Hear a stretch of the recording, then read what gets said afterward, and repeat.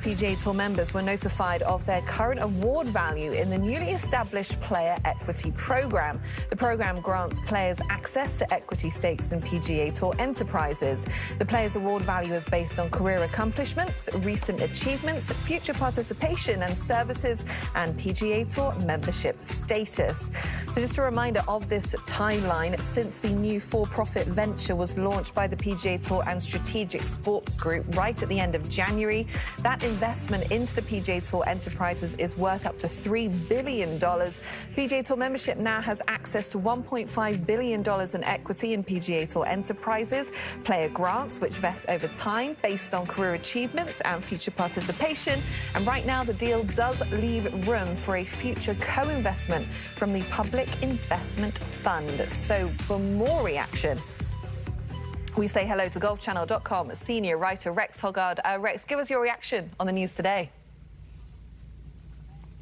I think when we first heard about these equity grants back in February, players had a lot more questions than they had answers. And even though they've had videos, they've called them modules, over the last few weeks that players have been able to watch and learn a little bit, I think there was still a lot more questions, and most of those get answered today. It comes down to the individual player. They can open up the letter and see exactly how much their equity shares are on the PGA Tour going forward. It probably also solidifies in a lot of players' mind exactly what the program is going to look like. We've talked a lot about with Tyler Dennis earlier on the show, these initial equity grants. But keep in mind, and I know Anna promised you no math on this, but you talked about that $1.5 billion investment by SSG. If you do the math, there's $600 million remaining after this initial equity grant. That $600 million is going to go into a reoccurring grant that will be spread out over the next 6 seasons. So I think players finally have some answers.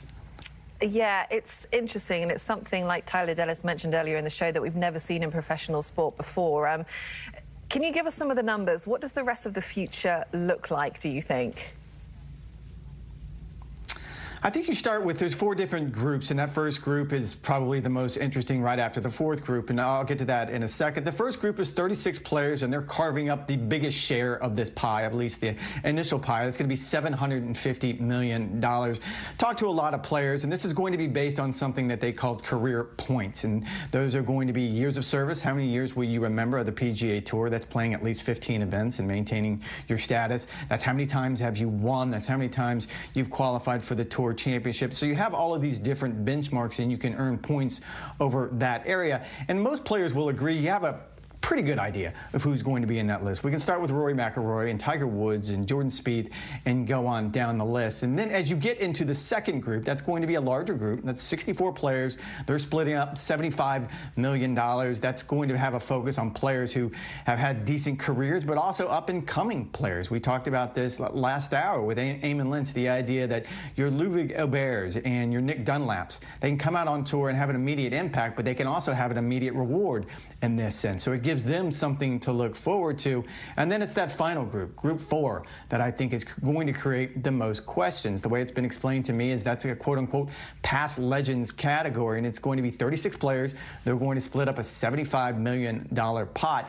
And I spoke with a couple of PGA Tour Champions players this afternoon, and they all agreed that Jack Nicklaus should be first on that list. But as soon as you get to number 2, I don't think they have any idea exactly which way it's going to go, because that 2 is going to be based on sort of this career points list.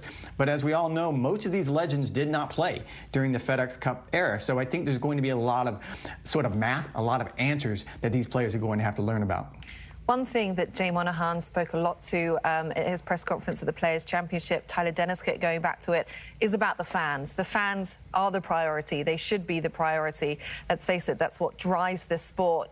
But how much are they realistically going to be engaging in this player equity program, Rex? How much do they really care about all of this, dare I say?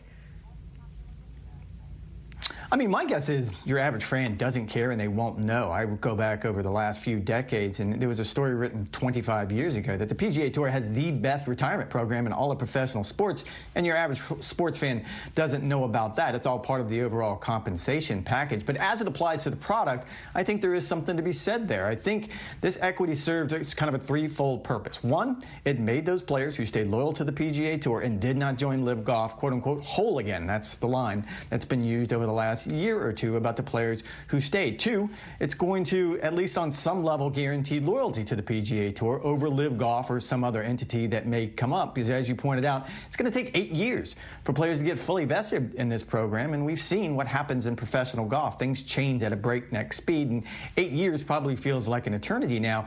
And then the third one, and Tyler Dennis touched on this, the players are now going to be the owners, which is going to mean they're going to be motivated to start doing things that maybe they didn't do in the past. They all wanted to play well, they all wanted to win, and they all wanted to be part of the PGA Tour. But beyond that, I think if you make them owners and you convince them that the success of the PGA Tour depends on them engaging with sponsors, engaging with fans, engaging with media partners, maybe doing something new and different during the telecast, I think players will be more open to those ideas now, and that'll be good for the fans. Yeah, it will be interesting to see how this equity investment does reflect the product. As you say, you can hear more from Rex on the Golf Channel podcast with Rex and Lav for all of the latest on how all of this is unfolding. Rex, thank you as always for your time.